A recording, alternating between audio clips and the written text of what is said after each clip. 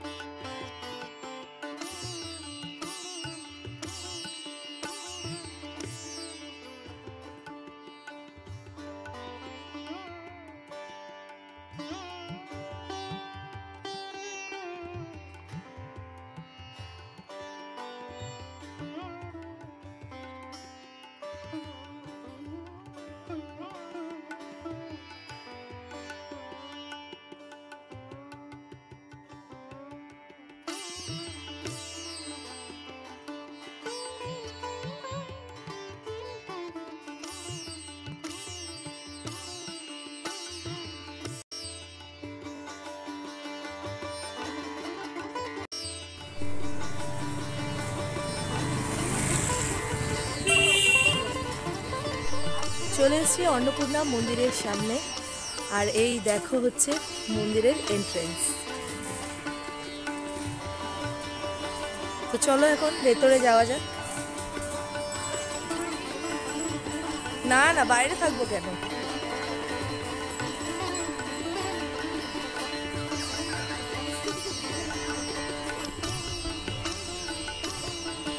এই মন্দিরটা হচ্ছে রানী রাসমণি ছোট মেয়ে তৈরি করেছিল, সম্ভবত জগদম্বা। হ্যাঁ দেখো, এখানে লেখাই রয়েছে।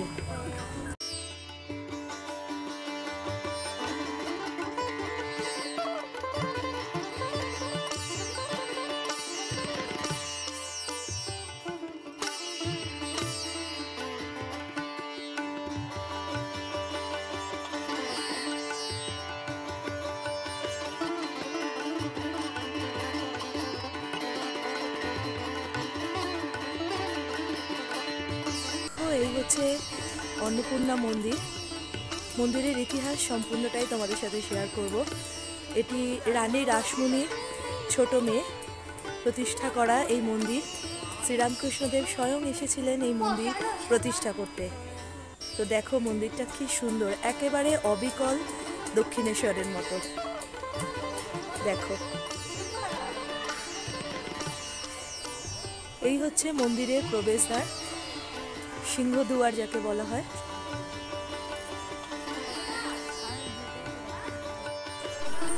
চলো এবার তোমাদেরকে নাট মন্দিরটা দেখাই।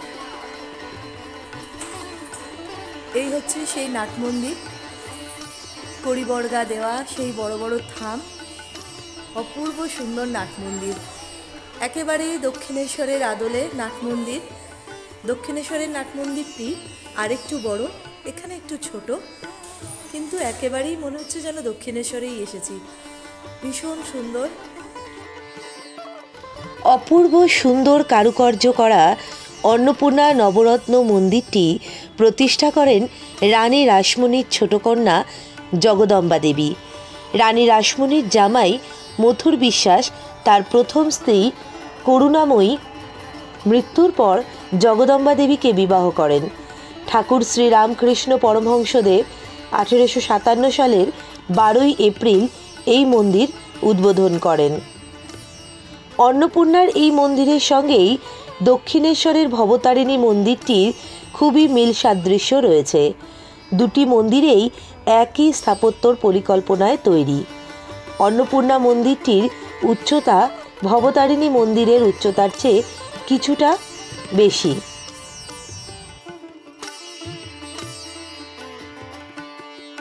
পূর্ব দিকে একটি সিংহ মূর্তিযুক্ত লোহার ফটক দিয়ে মন্দিরে প্রবেশ করলে পাশাপাশি নাট মন্দির ও অন্নপূর্ণা মন্দির চোখে পড়বে। পশ্চিম সীমান্তে উত্তর দক্ষিণে বিস্তৃত রয়েছে পাশাপাশি 6টি উঁচু আটচালার শিব মন্দির। প্রত্যেকটি মন্দিরই 3 ফুট উঁচু কালো পাথরের শিবলিঙ্গ প্রতিষ্ঠিত রয়েছে। উক্ত 6টি শিব মন্দিরের মাঝখানে একটি লোহার ফটক থেকে একটি সোজা রাস্তা গঙ্গা ঘাটের দিকে চলে গিয়েছে।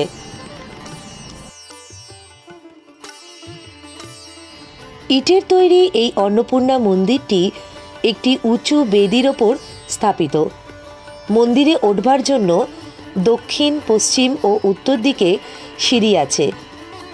চারিদিকে ঘোরানো রক ও মন্দির অভ্যন্তরের মেঝে বেলে পাথর ও শ্বেতপাথর দিয়ে তৈরি। মন্দিরের প্রত্যেকটি দিকে 5টি করে খিলান প্রবেশপথ বা ভরাট করা নকল খিলান প্রবেশপথ আছে। খিলান প্রবেশপথের ওপরে দেওয়াল পঙ্খ দ্বারা অলঙ্কৃত। স্তম্ভগুলিও সুদৃশ্য। দ্বিতলেও এই মন্দিরের 3টি করে খিলান এবং প্রত্যেক দিকে 2টি করে বাঁকানো কার্নিশ ছাদের কার্নিশযুক্ত চালার ন্যায় বাঁকা। এই অন্নপূর্ণা মন্দিরের দ্বিতল এবং ত্রিতলে যে 9টি রত্ন আছে সেগুলো খাঁজকাটা এবং দেউলাকৃতি। প্রতিটির শীর্ষেই চক্র স্থাপিত রয়েছে। অন্নপূর্ণা এই মন্দিরের দক্ষিণ দিকে ঢাকা বারান্দা কিছুটা অপ্রশস্ত রয়েছে। দক্ষিণেশ্বরের মতো অত চওড়া নয়। গর্ভগৃহে শ্বেতপাথরের বেদির ওপরে রূপোর তৈরি সিংহাসনে আসীনা অষ্টধাতুর তৈরি দেবী অন্নপূর্ণা। অলঙ্কার ভূষিতা ও অন্নদানে রতা মাতৃমূর্তি। তার ডান হাতে রয়েছে অন্নদান করার হাতা এবং বাঁ হাতে রয়েছে অন্নপাত্র। দেবীর ডান পাশে দণ্ডায়মান রূপোর তৈরি মহাদেব, হাতে ত্রিশূল ও ভিক্ষাপাত্র। প্রতিদিনই এই মন্দিরে সকালে মঙ্গল আরতি, দুপুরে অন্নভোগ এবং সন্ধ্যায় আরতি ও দুধ লুচি সহযোগে শীতল পুজো হয়। এবার মন্দিরটা তো মোটামুটি দেখা হয়েই গেছে। এবারে আমরা যাই গঙ্গার ঘাটে। এখানে খুব সুন্দর একটা গঙ্গার ঘাট রয়েছে, তো ঘাটে যাই। দাঁড়া বাবা।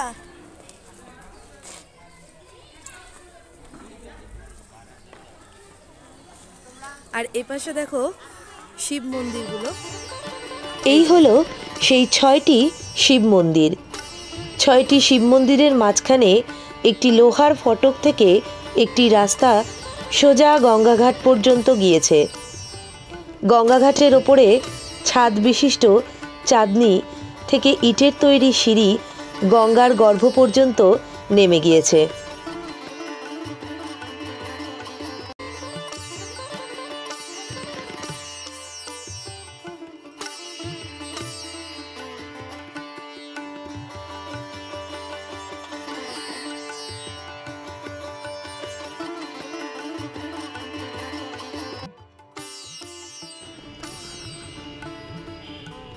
এই হলো সেই চাঁদনি দালান বিশিষ্ট গঙ্গাঘাটটি।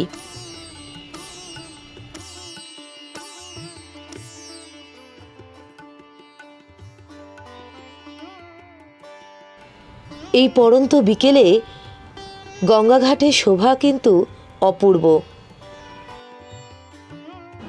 শীতের এই পড়ন্ত বিকেলে এমন সুন্দর একটা গঙ্গাঘাটে দাঁড়িয়ে সূর্যাস্ত দেখছি, সত্যি ভীষণ ভালো লাগছে দেখতে।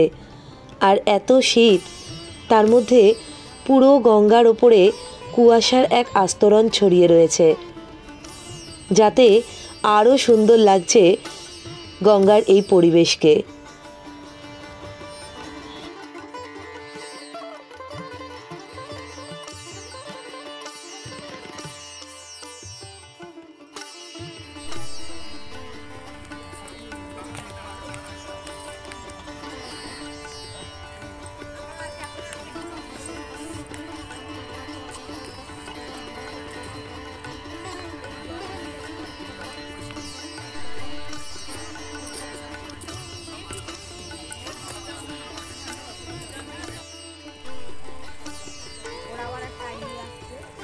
আইডিয়া আসছে?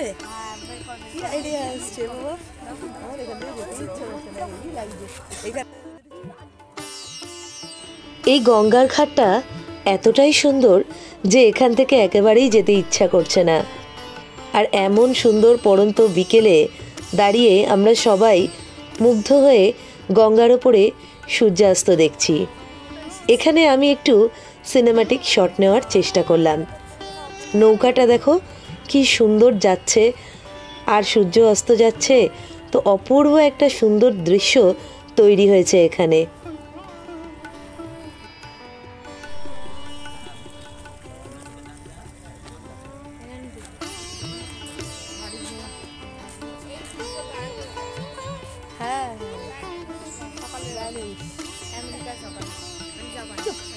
বোকা বোকা কথা বলছি। কোন জায়গাটা? প্রচন্ড কুয়াশা, দেখ কিচ্ছু দেখা যাচ্ছে না। দূরে দেখে কিচ্ছু দেখা যাচ্ছে না। হ্যাঁ, কত কুয়াশা ওদিকটা। দারুণ সুন্দর লাগছে, এখান থেকে তো যেতেই ইচ্ছা করছে না, এত সুন্দর জায়গা, দারুণ সুন্দর ঘাট।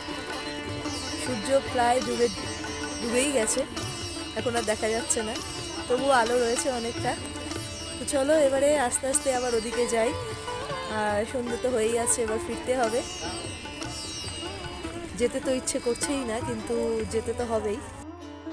সন্ধে হয়ে গিয়েছে, তাই ধীরে ধীরে একটা একটা করে আলো জ্বলে উঠছে, আর মন্দিরটা যেন আরও বেশি সুন্দর লাগছে।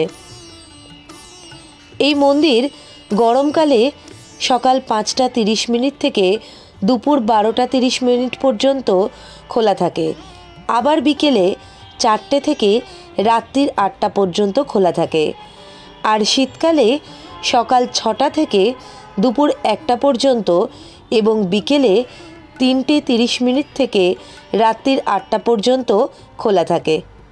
এই মন্দিরে ভোগ খাওয়ারও সুব্যবস্থা আছে। যারা মনে করবে এই মন্দিরে এসে ভোগ প্রসাদ গ্রহণ করবে, তারা এখানকার অফিস ঘরে এসে যোগাযোগ করবে। এই মন্দির সম্পর্কে আরও কয়েকটি কথা না বললেই নয়।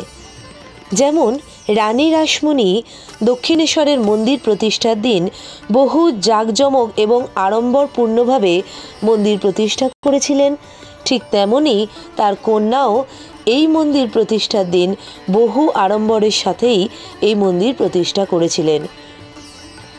দক্ষিণেশ্বরের ভবতারিণী মন্দিরের আদলে তৈরি এই মন্দির প্রতিষ্ঠার দিন স্বয়ং উপস্থিত ছিলেন শ্রী শ্রী রামকৃষ্ণ পরমহংসদেব। 1857 সালের 12ই এপ্রিল এই মন্দির প্রতিষ্ঠা হয়।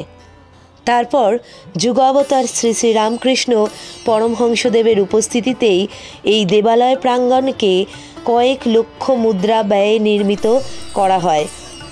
নবরত্ন মন্দির, 6 শিব মন্দির, নহবত, নাট মন্দির, স্নানঘাট ও দপ্তরখানা ঘর। ঠাকুরের মন্দিরের প্রতিষ্ঠার দিনই বেলতলায় আসন গ্রহণ করেছিলেন সেই বিল্লবৃক্ষ আজও এই মন্দিরে বর্তমান। স্নেহধন্য জগদম্বা দেবীর ঐকান্তিক আগ্রহে পরমহংস শ্রীরামকৃষ্ণদেব এই অন্নপূর্ণা মন্দিরে প্রতিষ্ঠা দিবসেই যে উপস্থিত ছিলেন তা নয়, তিনি আরও অনেকবার এই মন্দিরে এসেছিলেন। শ্রীরামকৃষ্ণ পরমহংসদেবের পদধূলি ধন্য এই মন্দিরে এসে সত্যিই আজ বড় ভালো লাগলো। শুধু একটাই দুঃখ রয়ে গেল, কোনো এক অজ্ঞাত কারণে মূল মন্দিরের দরজা আজ খোলা হয়নি, তাই মন্দিরের প্রতিষ্ঠিত দেবী আজ আমি দর্শন করতে পারলাম না। ইচ্ছা রইল আবার কোনো একদিন আসব এই মন্দিরে, আর দর্শন করে যাব মন্দিরের প্রতিষ্ঠিত মা অন্নপূর্ণাকে। আজকের মতো ভিডিওটা আমি এখানেই শেষ করছি। মায়ের মন্দির থেকে বেরিয়ে পড়েছি, আর এখন রাস্তায় রয়েছি, আর একটুখানি হেঁটে গেলেই এই মোড়ের মাথায় পৌঁছে যাব, তারপর এখান থেকে অটো নিয়ে বাড়ির দিকে। তো চলো, আজকের ভিডিওটা তোমাদের কেমন লাগলো অবশ্যই জানিও কমেন্ট বক্সে, আর ভালো লাগলে লাইক, শেয়ার, সাবস্ক্রাইব করো। তো দেখা হবে আবার নতুন কোনো ভিডিওতে। ততক্ষণ সবাই আমার সঙ্গে থেকো, সাথে থেকো, দেখতে থাকো আমার চ্যানেল। সবাই খুব ভালো থেকো। চলো, টাটা।